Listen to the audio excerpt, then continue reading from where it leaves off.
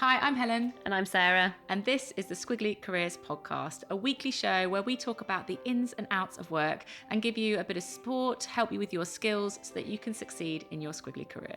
And as well as the episode that we're going to talk through today, we've got lots of extra resources to help you. So you can download our one-page Squiggly Careers pod sheet, which is a summary of the episode. It's got all the ideas that we'll talk about and some coach yourself questions in. And also, we would highly recommend that you sign up for Squiggly Careers in Action, which is our new weekly email. It has everything from this episode in, as well as lots of other things to help you learn too. So you get some of Sarah's Borrowed Brilliance, you get a Helen how-to, where I talk through a practical career tool, and you get some secret behind the scenes stuff in the world of squiggly careers. We'll leave it to you about whether you like that stuff or not, but you can always let us know. Actually, on that point, anything we share in today's episode or the emails that you can get, we love getting your feedback, so you can always email us, Helen and Sarah at squigglycareers.com. So today we're talking about what I suspect will be quite a popular topic. Do you need to have a purpose at work? And so when we asked lots of you for topic ideas or areas you just needed some support with, we had people saying, like, how do I stay connected to my purpose? So I get really lost in the day to day. So that implies this person has a purpose, but maybe kind of loses it along the way. Other people saying, how do I know my purpose? Everything's so squiggly. What I really like about this person's feedback is they were like, I like everything. I'm interested and I'm curious. So it's really hard to kind of nail down my purpose. I was like, oh, that's a really good observation. And then someone else saying, I've been working for over 20 years and I still don't feel like I've found a purpose. Like, is that a problem or am I kind of doing something wrong? I often think when people talk about purpose, it's quite a popular thing, isn't it, to talk about my purpose. And I find a bit of pressure in that. The idea that I'm supposed to have this one defining statement that is going to give me direction for my career, which My is North Star. People talk about the North Star a lot. And I'm supposed to, for all these years I'm supposed to be at work, I'm supposed to have this perfect purpose. I find that quite hard to get to. And we were sort of talking about like do you think you have a single purpose? Do you think you have the idea of purpose is it's this one sentence that you can say out loud and that gives you that, the North Star thing. Have you got one? No. And I reflected on like the whole of my career, 20 plus years. And I was like, I don't think I've had one and I've lost it. And then I read quite a lot about purpose and about passion. So I was trying to sort of immerse myself in this topic because I thought, well, maybe I have got one. I just haven't realised it yet. Or maybe I've just not said it out loud. And my conclusion was purpose feels a lot less important to me than just being purposeful in the work that I do.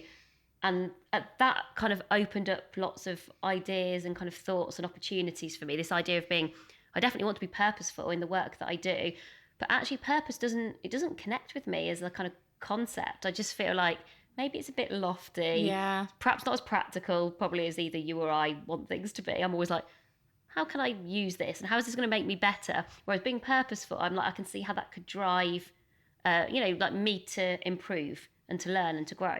Well, if I was doing like a mind map, if I started with what is your purpose, a pen and paper, I feel like I would just look at that for ages. Yeah. I'm stuck. Whereas if the middle of the mind map was like what makes you feel purposeful at work, I think I'd have loads more things on that about like some of the projects that we work on or some of the conversations that we had with people. I would just be able to think a lot more. That question is sort of too big and too high pressure for it to be useful for me.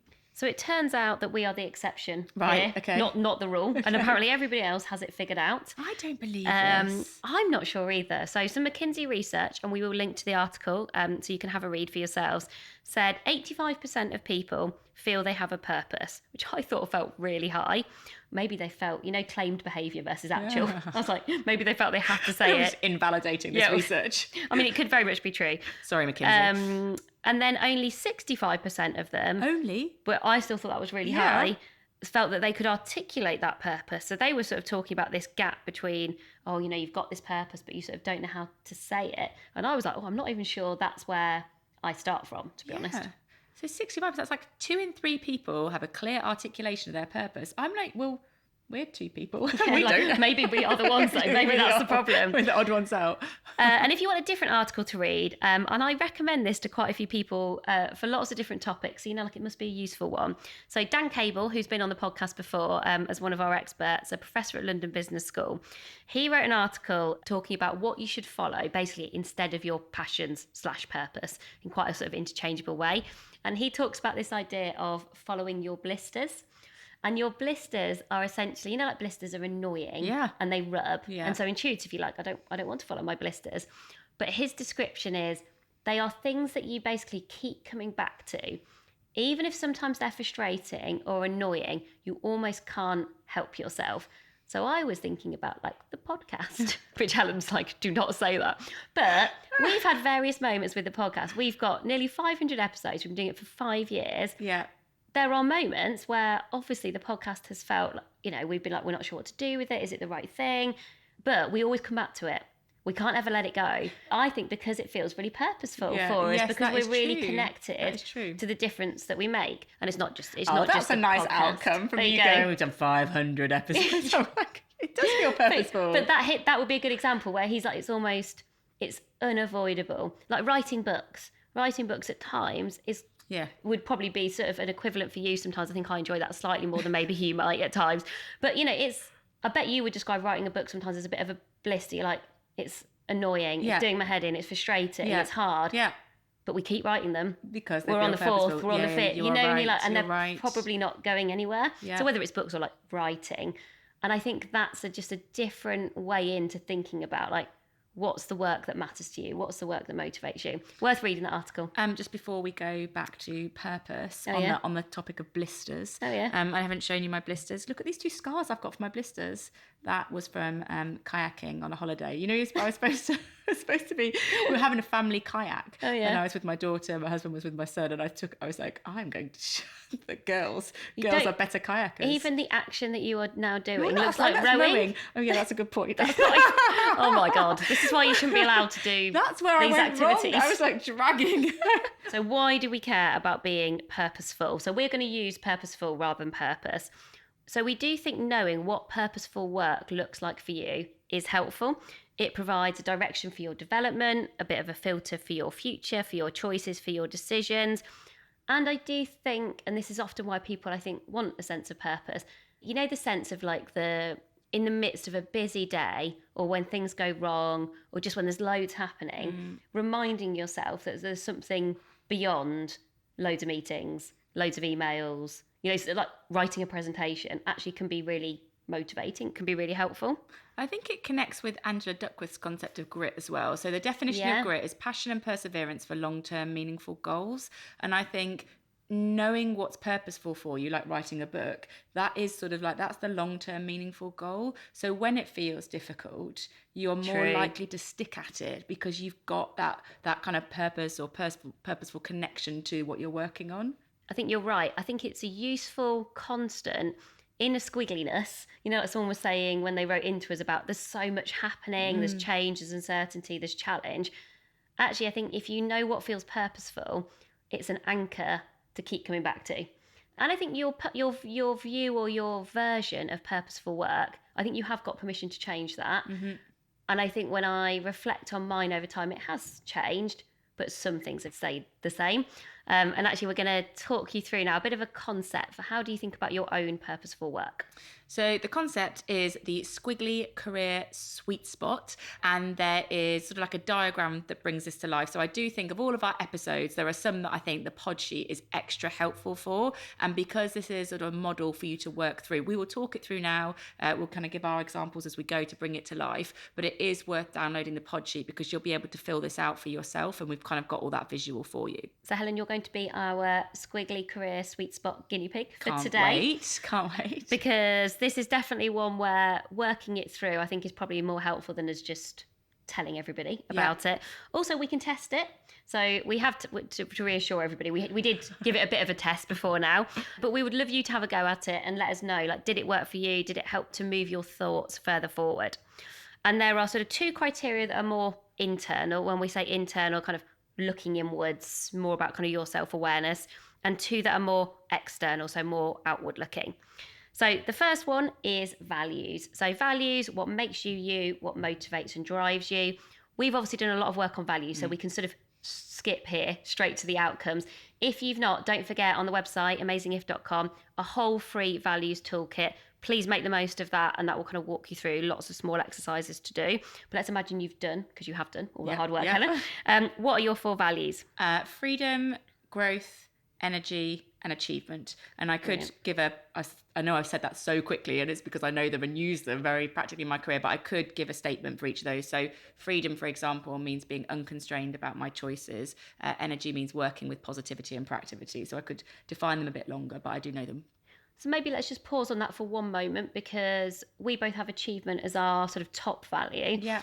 And just to kind of really make that distinction between why is it important to just almost kind of create your own clarity around what a word means. What does achievement mean to you? Having lots of wins along the way. Whereas achievement for me means big long-term goals to go after. Yeah. So we could be having an identical week, and you could feel like your values are fully fulfilled. Your value of achievement is fully fulfilled because there's loads of quick wins, there's loads happening. And I could have an identical value and actually be feeling quite down about it. Yeah. So just to kind of make that point for people. So it is kind of worth just going kind of beyond those words, give those words meaning for you. So move on from values, what motivates and drives you, into strengths. So this is what you want to be known for, what you want to build your reputation and be recommended for. What are you brilliant at, Helen? What am I brilliant at? Oh, I get to talk about things that I'm brilliant at. I am brilliant at creating clarity. I am brilliant at making things happen. And I am brilliant at bringing the best out in people. And if people hadn't got that clarity yet on those things that gave them energy and what they want to be known for, where might they start? If they were like, oh, I've got stuck now. I don't know what that looks like. And 2 places to start. If you don't know what your strengths are, I would definitely invest some time in this, because it'll make a big difference to your development. First thing you can do is get some strengths-based feedback. So I could ask you, when do you see me at my best? So if I was to ask you that, what would you say? I would say I see you at your best when we need to prototype something fast. So we've had an idea, we're not really sure how to make it happen. And rather than kind of worrying about, let's take a year planning this, you'll be like, well, we could just do this. And then you go beyond that and you're like, and I will do that. And I will mock that up and it'll be on LinkedIn by the end of the day. And I'm just like, it's like a whirlwind of activity. But what that does is it moves us forward fast and it gives us momentum. Like that is you at your best. What's nice about asking someone else for strengths-based feedback is sometimes you go, oh, they've articulated that better than me. So, kind of giving an idea momentum, making it happen, moving things forward fast. You could replace what I'd said as nicer words. So that's one thing you can do. I think the other thing you can do is use strengths-based surveys. So I never think these are the answer for what your strengths are, but if you do a couple of them, you can sometimes go, in something like 16 personalities or principles you, for example, is quite a good one, or VIA characterstrengths.org, all free. You do the survey, take you about 5-10 minutes, and it will come up with a profile. And then I always scan those surveys and think, which strengths do I want to be known for? So I just treat it as something input to choose from a bit, or kind of add to and edit. Other thing is an energy audit. So you can go through your week at work, think what was the thing that gave me the most energy and what was the strength I was using in that situation. Any of those things will help you work out what your strengths are. The energy audit was particularly useful for me, I think, to kind of clarify, you've got lots of things that you are good at, but here I think we're trying to move from good to great. Those things that you're like, those are the things I really want to be known for. And if I was being kind of forced to think about only 2 or 3, like what would they be? And what I found interesting is like the situations could be really different for me, but what was always really consistent was sort of the space to create. So I could be in a meeting, I could be by myself, I could be with the team, I could be with someone I've never met before, but it's always like there's just a need for me to sort of create ideas, creative thinking, create something that hasn't kind of been done before. And it just shows up. It's such a kind of constant thread in every job I've ever done in my squiggly career. It gives me a lot of confidence that I go, I know that's me. I know that's how I add value. That's how I have impact. So there are 2. So we're doing kind of values and strengths. So we're now starting to think kind of external and outside. What do you want to make better? So when you're thinking about improving, so this is sort of not making yourself better, but like just answering that question, what are your sort of first thoughts? I find this one interesting. So I do find in our job now and what I do, I can answer that very quickly because I go, well, I want to make careers better. I want to get rid.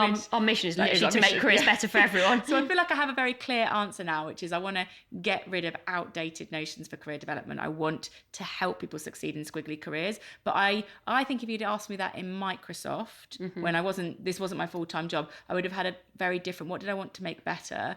I wanted to help our team. I think I wanted to help them like cut through and be proud and make progress. Microsoft's a big organization, and I was trying to work out, like, as a manager, what is the most positive thing that I could do for the people that work for me, and helping them to create cut through so that they could be at their best and do their best. I felt like that was a big part of my job, that they weren't stuck in, like meetings and conversations with nothing moving forward. So I know that what I say now in Amazing, I say it very quickly because it feels so easy and natural for us to do. But I think a couple of years ago, it would have taken me a little bit longer to say, what do I want to make better? But right now, for me, it's making careers better. I also think if you're doing this for yourself, don't be afraid to sort of make a longer list that might be smaller and more specific. So I think if I was back in my Sainsbury's days in that job, maybe every day I might look back over my day and think, well, what did I want to make better today? And I think I would have got to some kind of useful insights that way. So I would have thought, well, I want to make career conversations better, because as a manager I loved having career conversations, or make inductions better, or a team meeting better. I want to make how we do these communications in our annual reports more creative, which is a really specific thing, but that was one of my jobs. That was the bit that I was motivated by, was like the kind of creativity, like the design, the kind of look and feel, and the kind of the energy that we could bring to some things that were sometimes, quite technical or quite hard to understand. So I think it's okay to kind of collect these insights, not feel like you have to have like a perfectly distilled answer. So you've done that, you've thought about what you want to make better, kind of what you care about improving. Last one, what do you care about that is bigger than your job? So if the last one is really about what you want to make better, probably in your role, this is more about your impact beyond the kind of day-to-day. I want to make learning and development accessible for everyone. Like that is much bigger than me. I don't think it is fair that we've created these things like ladders and levels that limit people's learning. Like that really bothers me. It feels unfair and unjust. And I think I also believe that if you help people with better careers, you help people have a better life, because I think your career and work plays such a big part of the hours that we have. You help someone in their career, and I honestly believe you help someone in their life. So I think that's the thing that I really connect to emotionally. Yeah, so I think this is where some people might have causes. Yeah. Not everyone, but some people might have causes that they go, well, I care about a cause that is part of the company that I work for. Yeah. So you might work for a company where part of their mission is to make understanding money easier, or to make kind of money more transparent and easy for everyone to understand. And actually, so there might be something in your company mission or your company's purpose that actually you really connect to. Not always, I think it's fair to say, but there might be something there. Or there might be just something that you feel more personally connected to. Like, I think there's somebody in our team who you can just see she has a real sense of fairness and equity that drives her. So I am imagining if she was answering that question, she wouldn't say, oh, what I care about that's bigger than her job. She wouldn't say like making careers better for everyone. I think she would say making the world fair for everyone, because I think she's naturally got more of a kind of world view and actually quite a sense of like community.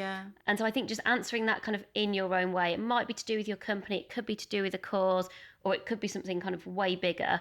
Wherever your head goes first, I always think first thoughts is quite a useful phrase here. It's just like, what springs to mind first? And then just kind of see where you go from it. Yeah, I think there's the most emotions in that last one. I think that's kind of the most, So what we're going to do now is turn the insights you've got so far into something to work with. So a bit of a personal statement about your squiggly sweet spot that you can change and edit and adapt, but it gives you a starting point. So we have put all of Helen's insights so far into ChatGPT. Yeah, we're going to do this live. And we're going to do it live, so we actually don't know what it's going to say, but we've written it, so you've not got to watch Helen type for 2 minutes, because that could be quite dull. So I've taken what we talked about, so I'll just read it really quickly. My values are freedom, growth, energy and achievement. My strengths are making things happen, creating clarity, supporting people to be at their best. I want to stop outdated ideas for career development. And then I've put I care because I believe better careers lead to better lives. And then I have said develop a 1-sentence purpose statement that I can use to guide my career. Okay. Drum roll. Okay, Ready? It's here. Okay. My purpose is to challenge outdated career thinking, create clarity, and equip people with the skills and confidence to develop in the direction that's right for them, because I believe better careers lead to better lives. It's a long one sentence. I would say it's 75% of the way there. Okay. I don't think some of these What don't words, you like? the word equip. I know. I was like, oh, very I don't want to very equip people. formal. Here is your equipment. Yeah. No, I do give people tools. Here's a tool. Here's a book. matrix. Here's a book. podcast. Yeah. Equip people. But I suppose the point here is you need to get to a sticky statement, something that I think is meaningful and memorable. And I think how short it is part of what makes it memorable. And I think the language being something that works for you is also part of it. So I could take this and I could change the word equip to give.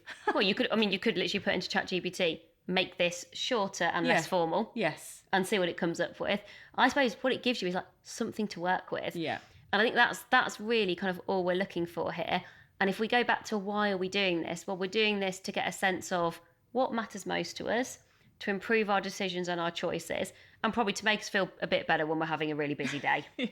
Because this is why. Yeah, so you're not going to remember 3 or 4 sentences, but you might remember a shorter version of that. Yeah. Or you might remember I don't even think it has to be a sentence. I think you could have it as just individual words.